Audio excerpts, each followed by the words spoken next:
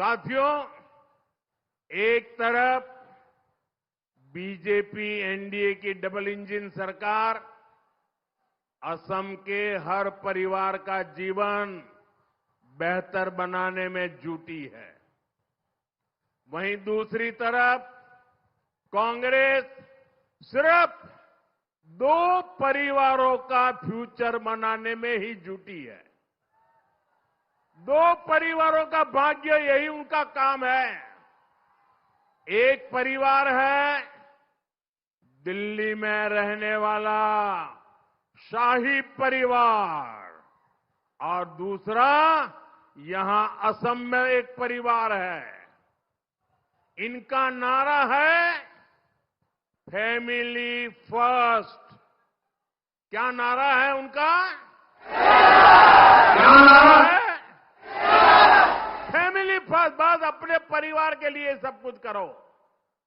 ऐसे लोग कभी देश का भला नहीं कर सकते, कभी असम का भला नहीं कर सकते। साथियों, परिवारवादी राजनीति के अलावा इनके पास अपनी कोई ताकत नहीं है। इसलिए ये दो बातों पर फोकस करते हैं, झूठ बोलना और दूसरा जम करके करप्शन करना। आप सभी जानते हैं कि दिल्ली में जो इनका शाही परिवार है वो देश का सबसे भ्रष्ट परिवार है। उस पर हजारों करोड़ रुपए के भ्रष्टाचार के केस चल रहे हैं। परिवार जमानत पे निकला हुआ है, कोर्ट की जमानत लेनी पड़ी है। साथियों, हालत ये है कि कांग्रेस की ये फर्स्ट फैमिली गारंटी में भी घोटाला करती है। आपने देखा होगा अब यहां असम में भी ये लोग झूठे वायदे फेंक रहे हैं। इनकी सच्चाई आपको जरूर जाननी चाहिए। आपको याद रखना है, कांग्रेस यानी झूठ की दुकान, जनता का अपमान, आपना लोके मनत राखीबो लागिबो। कांग्रेस माने मिच्छार दुकान, जनोतार अपमान।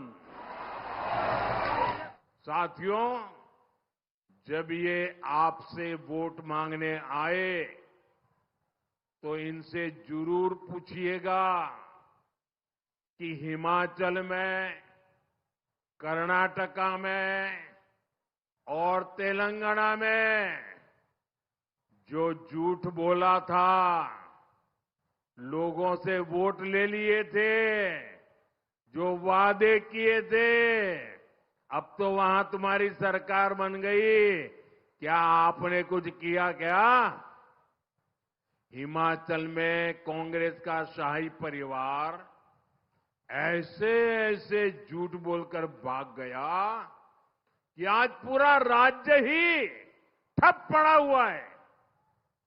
और वहां के नेता तो कह रहे हैं कि भाई हमें दोबारा कहां जीतना है, अभी मौका मिला है, मौज कर लो। साथियों, हर नौकरी करने वाला जानता है सैलरी ऊपर की तरफ बढ़ती है, लेकिन हिमाचल की कांग्रेस सरकार ने तो नया करिश्मा कर दिखाया है।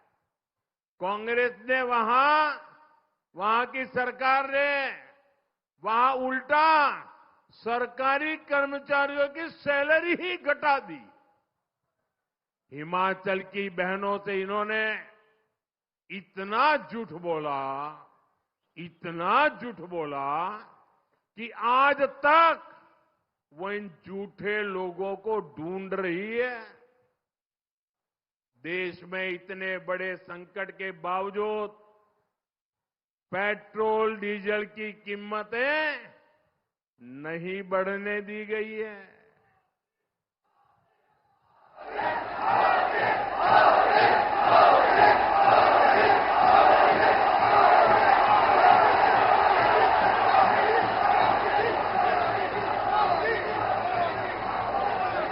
लेकिन कांग्रेस की हिमाचल की सरकार ने पेट्रोल डीजल महंगा कर दिया।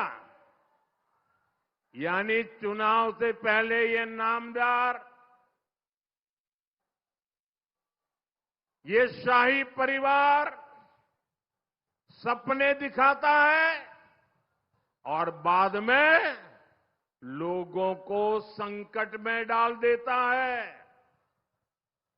इसलिए असम के हर परिवार को इनसे बहुत सावधान रहना है।